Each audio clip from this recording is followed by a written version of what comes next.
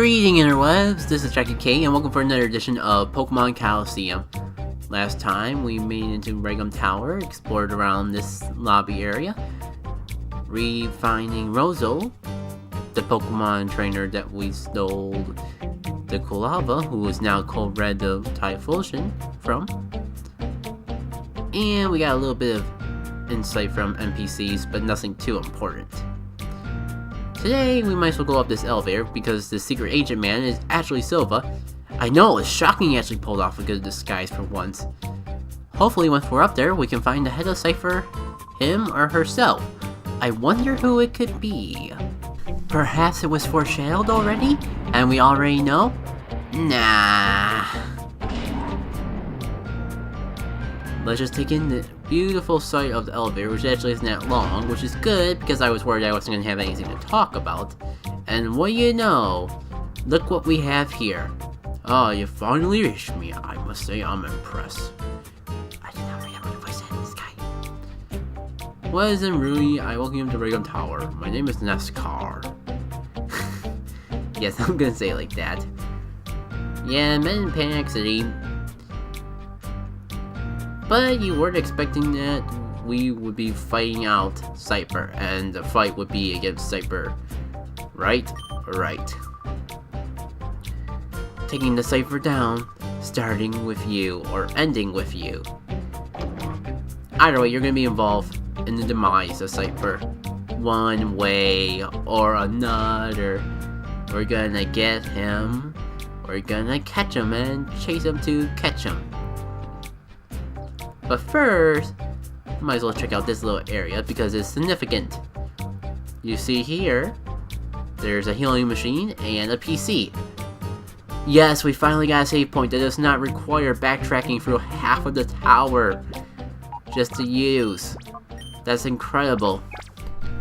Now that we're saved, even though I don't normally do that in the middle of a recording session in case the recording goes bad, let's get this guy out of the way so we can heal up. Although, yeah, I'd be in a bit of a pickle if this were to turn out bad when editing it. Thankfully, I'm pretty sure the recording is alright. Now, I would speed up this fight because it's kind of significant to the overall plot of the game, minus the healing machine. Then again, this battle goes by pretty fast, so it's not really even worth speeding up. Just trust me on this. It'll be done before you can even say the full line of why I'm not speeding up this video. So the nice Earthquake and Detect combo is going to be a really nice chunk, and as you can see, thanks to critical hits, it takes out the Vigoroth in one shot, so yeah, it's going to be over next turn. That was not long at all. Probably going to spend more time on the blank experience screen than in the actual battle itself. But we'll just have to see. Come on, Zahara. You can do it. You too, gang. Yo! What's up? Might as well just say them all if I'm gonna mess up which Pokemon my own gang is. And the battle's over. The Chaser of Rugen is defeated, and we shall move onwards. Probably gonna heal now that we actually took damage from fighting. Ironic thing is we probably wouldn't have needed a heal if we didn't go into this battle in the first place.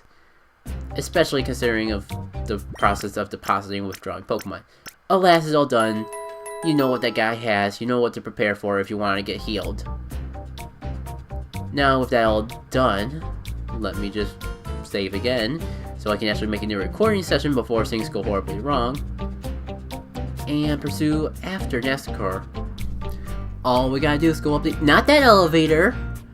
Past me, don't be silly now. You came up that elevator, you need to go that way, right? Yeah, he's gone. Why, it's elementary, dear Rui, we just take the other elevator. No duh. Yeah, that's the elevator we can't go up. I say no duh, but of course I try going up that elevator. Really? Can't go up our elevator? What are we gonna do? Oh look, there's a friendly face here to bring down the elevator for us, and oh snap, it's you. Yeah, a very long time. I wish I could. Man, but that mustache and eyebrows are just way too hard to forget. But I really do want to forget. Yup.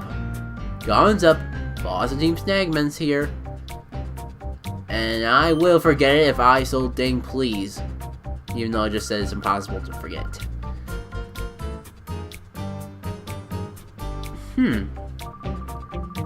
Oh really? What do you have in store for us? Please dump all your plot onto this protagonist. Yeah, snag machines. What? Cipher made the snag machines for Team Stagum and pretty much gave them their name? Okay. Well, that's an interesting turn of events. So even Cipher had to do with the stealing of Pokemon from trainers. Really is not brainy, she's just Captain Obvious. Then again, I guess if it takes brains to be obvious, then what does that make you? Oh boy, I was kinda hoping that I could put that one on my bill. You know, like I was a duck. Not actually pay off the money and oh, well, we're in for the fight. Yeah, Snagman Head Gonzup does not even have a boss theme. Way to go, Team Snagum. You're not even significant enough to the whole plot of this game to get your own theme. Or to have your organization's boss have something different from the generic battle theme. I don't even think this is the battle theme for Cipher members. This is just like shady people in general. With that out of the way, we do got a lot to do with in this fight. It's a good thing I got that paralyzation, so anything that works to my advantage is well appreciated. You'll see why soon enough. Not from Pinsir though, because it's paralyzed. And not really from Earthquake because it only hits one of my Pokemon. And that's damage I can easily heal off if I really want it. But this guy has a gimmick around his team, if you want to call it a gimmick. Basically, I'm next to certain that all of his Pokemon revolve around the move Hyper Beam. By which I mean I do know they revolve around Hyper Beam, I'm just not 110% certain if they all know the move Hyper Beam. I'm pretty sure they do. Really now? So if you're not aware of Hyper Beam, then I'm a little surprised you're watching a Pokemon video, but welcome to the world of Pokemon, guys. I am your coach, Jackie K, and I am here to teach you all about Pokemon, starting with Hyper Beam.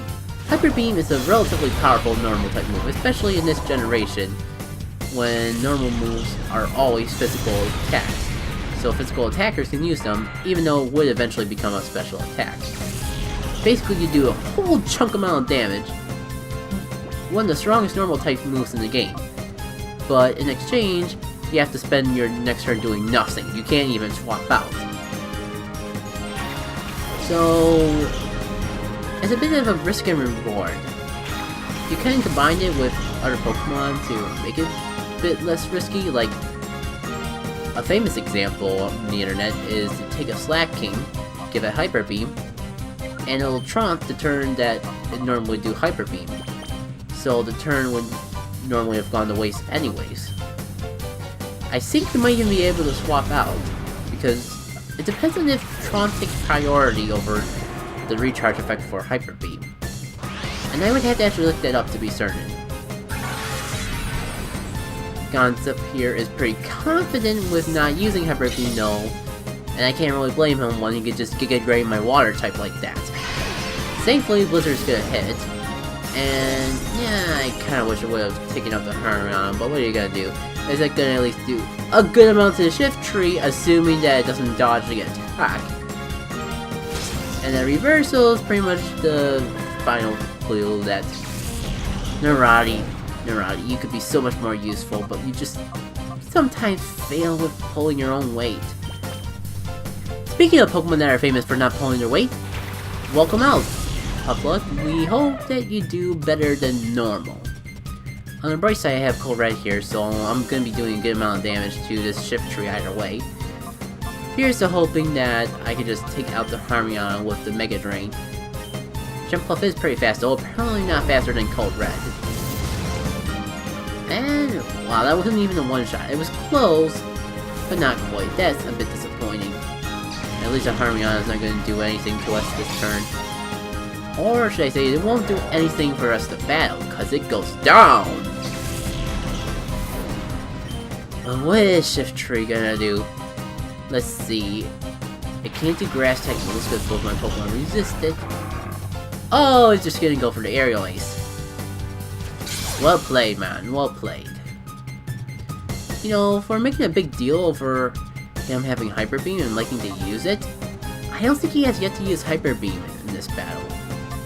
I mean, I'm not gonna complain, because even though it leaves him wide open, which works in my favor, if my Pokemon's weak enough, it could go down to the Hyper Beam, and that would be an issue on its own. So now Puffluck is gonna be faster. Which is good, because the more damage I can do to this water type, the better. Especially because we all know how often the water types like having the grass type move. It's like an ironic thing about using a grass type, but I can't have been over. Or you can not have the ice type move, but instead have the poison type move. Completely proving me wrong, yet still screwing Puffluck out of any respect. Well played, sir. Well played. I guess what we gotta do now is get the hair out here, and I'm afraid the Earthquake, because Cold Red is gonna be taking a lot of damage. Just gotta figure out what to do from here. On the bright side, he's definitely gonna have only 2 Pokemon left at least, depending on how strong my Crunch is. I believe that's the move I went for. He might be down to just the last Pokemon, which would work out great for me. Let's just wait and see how the turn plays out. Down goes Shift Tree, no need to worry about that anymore. And what do we got? Well, we got a level up here, interrupting our action for level up experiences. And the last Pokemon comes out. What do you know? It's the Shadow Pokemon. Who would have thought? The head of Team Snagman, an organization that worked alongside with Cipher, has a Shadow Pokemon. Well, duh, I didn't go for the Crunch. That would be not very effective.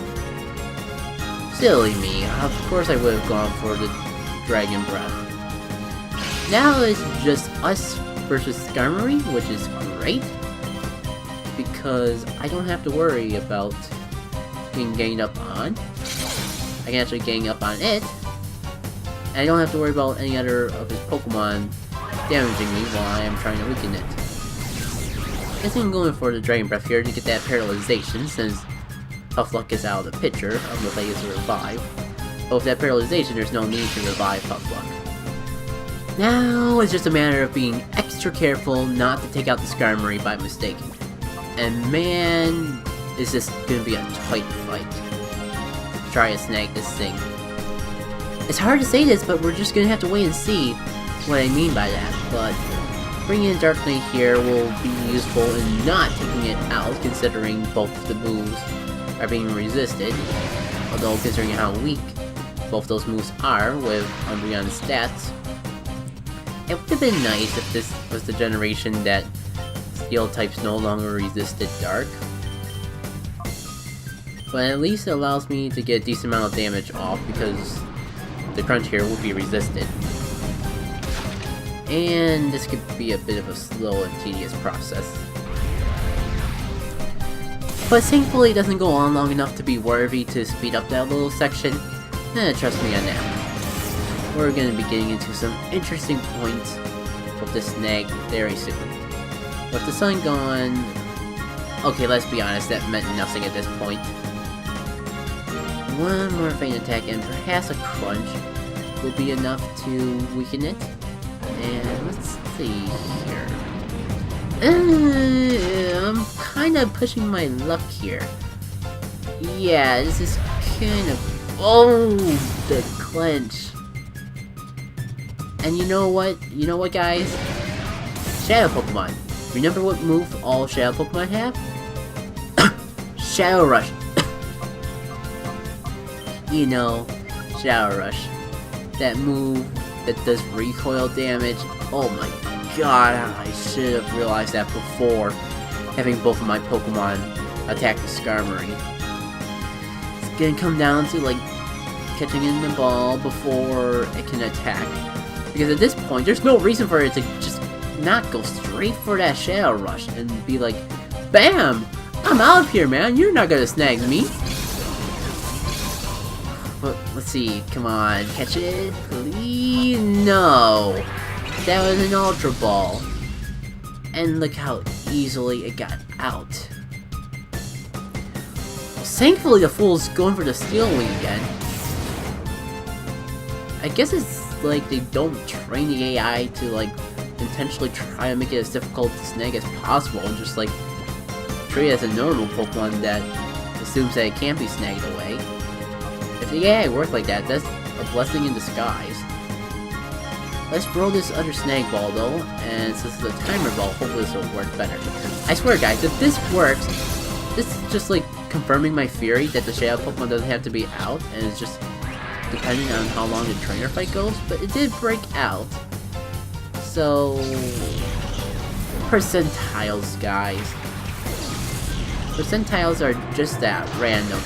Even if you have a 90% chance of catching it, it doesn't mean that 50% chance won't work while the 90% chance will. In fact, it could just be the opposite. It's just more likely to be that way. And there is your knowledge from college statistics, people. That's the one thing I learned from statistics. Wasn't that just worth the whole college education? Especially with all these Ultra Balls failing. That I could be putting towards my tuition money if, like, imaginary money could be applied to real life. Which it can't because it's imaginary. Don't let the imagination get the best of you guys. Yeah, I can almost feel the nervousness that I had at this point. Like, every paralyzation is like, phew, that could have been the turn it did Shadow Rush. Let's just hope that it actually gets in the Ultra Ball before it decides to do Shadow Rush. Yes! The Skarmory was caught. Right to the PC, man. And poor Kored's not going to be able to be shown in the battle because it was underground. I guess it'll be underground for the rest of eternity, or it'll be perfectly fine by the next battle. What do you say? Why don't we team up again? Just like old times. You and me and the Snake Machine, we can do whatever please. The world will be ours, hey? Dude, you remember how I, like, exploded your entire base? Well, okay, looks like he's on the same page as me. There's no going back from, like, sorry I blew up your entire lair and stole your most precious piece of all your research and what made you team snag him. Can I come back? Yeah, kinda figured that would be a big no! Anyways, that's about it for this video. We defeated Concept, so now there shouldn't be anyone between us and Nascore, right? Well, we'll just see for sure. This has been Jackie K, and if you enjoyed the video, be sure to like it. Feel free to comment as well. And I'll see you all later.